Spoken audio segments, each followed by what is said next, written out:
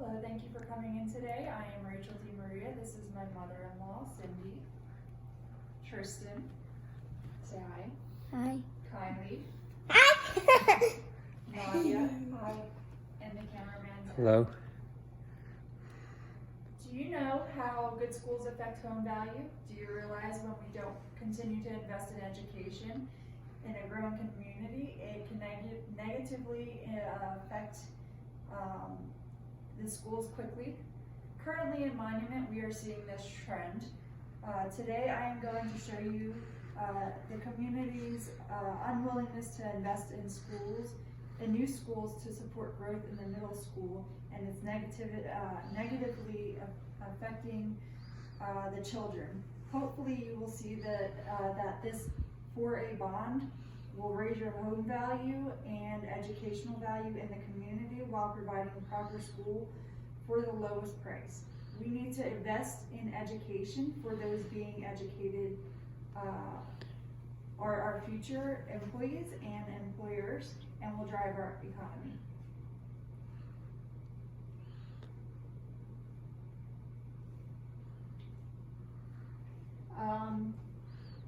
Go ahead one more. Should have had you do that before, sorry. So first, the class sizes in Monument, this is our chart here. At Bear Creek Elementary School, and this was last year's actually, with the out-of-district kids, totals up to 878. That has actually risen this year. The new charts are not out yet. Last year at Lewis Palmer Elementary School, they were at 475. They're at capacity for all these schools this year. Palmer Lake Elementary School is at 361. That one I believe is just under capacity by a couple. Prairie Winds Elementary School is at 352. That's at capacity. Not sure which one this is. This one's at 381. Lewis Palmer Middle School is actually above capacity. This year I knew the numbers because that got emailed to me. They're at 888 kids. This was at capacity last year at 876. This one is Lewis Palmer High School, and they're at 1,128 kids. Palmer Ridge High School, also at capacity this year, 1,211 kids. Monument Academy, that's our charter school out here.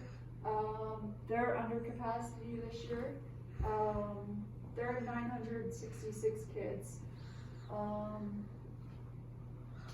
not sure what this one is. Go ahead. But all our schools are at capacity or over capacity right now. So right now we have trailers on our lots, which we take out of PPR. That's per pupil revenue.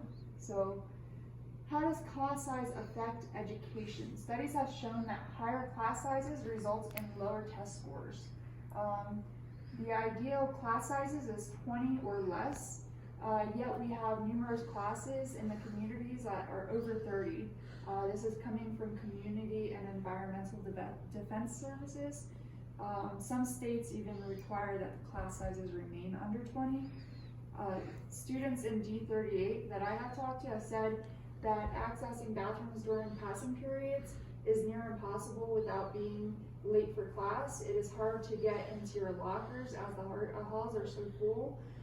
They also complain about the ability to focus with such huge class sizes. They're between 30 and 40 kids per class, depending on the class sizes right now.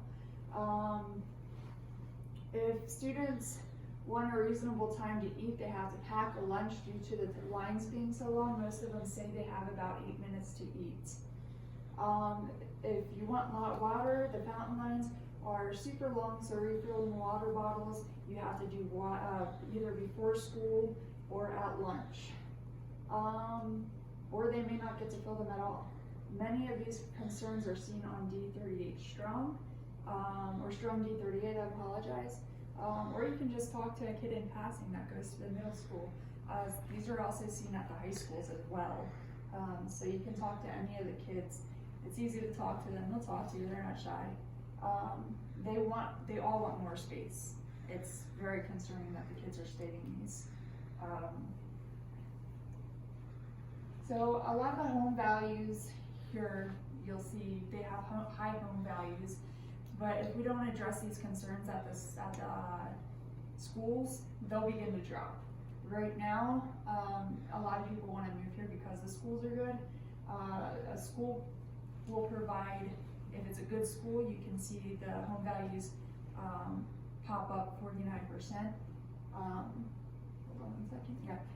According to opendoor.com, it'll go up 49% based off the median, from the median. A lot of people will look for a good school and drop something else off of their home just for a school. When I was looking for, or me and my husband, for a home, that was the one thing that we required was good schools for kids as they were growing up. So we were willing to drop other things that we wanted for a good school. Luckily, we got a good home and a good school for 3 good schools. Our town assessor, Steve Schleicher, had said that there was 1,100 home build permits for single family residents here in the last 2 years. That's just since we moved in here. So that's pretty, had something to say about that. History has a way of playing itself out here. We don't want to be on the bad side of that. Steve said that D11 is the oldest school district in El Paso County. They were denied mill levies in the past for years just to upgrade their technology. And when they did that, their schools dropped significantly. And because of that, they had to put in $21 million into their school just to upgrade their technology. This was at the town hall on October 17th, and that town hall meeting is available online on YouTube. If we don't sustain the growth in our community, then we're going to end up having our home values dropped, and the contract fee ends up going up next year by 8%. It goes up each quarter, so by the end of next year, they said it will go up 8%. So, go ahead. Yeah, we need to address this soon. They're trying to keep it as cheap as possible. Brian Risley, a CPR architect, said the amount of the school district presented to the town is the most that they will charge for this school, with the exception, obviously, of the contractors, because that goes up per quarter, so it's 8% a year. But it's the top of the line to build a school, with the exception of that contract fee. They have had the plan for that school paid for since last year, so they want to make sure that that's done. Once we get the contract fee settled, as long as that mill levy goes through this year, then that'll be taken care of. Brian said that if there's leftover money from that contract fee, because it is a top line contract fee, then if there's leftover, it's going to go in towards putting like better carpets or better cabinetry into the school. So that'll help with longevity of the stuff inside the school. So wear and tear would be more acceptable on that stuff. CPR actually had some of the equipment to run the school inside the current Bear Creek, what's now called Bear Creek. It used to be Creekside Middle School, that they bought at a lower price, predicting the growth inside of Jackson Creek. So they knew they were going to have to build another school there. So like the broilers in there already, they have a bunch of equipment down there, so they're not going to have to use all that equipment. So that's kind of nice, and then they have a tunnel to run it to the new school. Go ahead.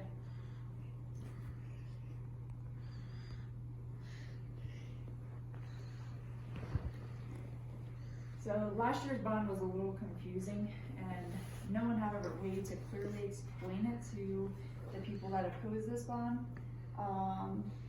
They tried to make this year's bond a little more clear cut. Their plan is one school, one bond. They didn't have the MLO that was placed on her last year, which was going towards security and counselors, extra counselors, because right now our counselors are shuffling between schools so that they can help all the kids, which we really need counselors and security in our schools. So my kids can tell you that for a fact. But that was supposed to help make sure that there was counselors in each of the school and security. That was very clear, but they didn't really have a clear plan on the school, and that's why people didn't like that bond. This year they're just focusing on the school to get the school built and less kids in each of the schools, because right now we have 6th graders all placed in each of the elementary schools, and they really shouldn't be there. There's 3 and 4 years olds in those elementary schools, and having a kid that's Tristan's age in that elementary school with a 4-year-old or a 3-year-old is not fair. So they want to get the 6th graders transitioned into middle school where they can actually have some kind of transition time between high school and have some kind of normalcy there. It's not fair to the 6th graders. Did you put my slide on accident? Sorry. So this year, per Mr. Taylor, the MLO bond is being removed, and they are not looking to build, they're looking at just building the one school and converting Bear Creek back into the middle school to sustain the growth. Mr. Pop was very clear that this is being done over a long period of time to save money, and then they can put more into this school. And they did confirm that this was going to go up by 8% next year. So it's going to be a bigger bond next year if we don't do it this year. So we don't want to do that. It's going to get a lot of people upset because the same bond is coming back next year. It's going to be on the voters' ballot at a higher cost. So our current situation is not working with overcrowding. And anyone that took the tour of the middle school knows that. The kids were flooding the hallways within seconds of those bells ringing. Another middle school would help alleviate some of those issues, and we are fielding in Lewis Palmer and Lewis Palmer school districts. So we need to help with that. Other school districts are also feeling the same thing. I know we have the same thing over in DCC Middle School. We lost numerous amazing teachers that were told one thing, but never went back to the way they were told when we had the recession. We want to get good teachers here, but we can't sustain good teachers if we don't go and get things that they need. Finally, I am going to close by asking you to pick up your ballots and vote yes for 4A. It's an important measure that affects all of us. The children are our future workers that drive the economy. We need to give them the proper education to understand what they're doing. It takes a village to raise a child, so we need to be that village right now and support them.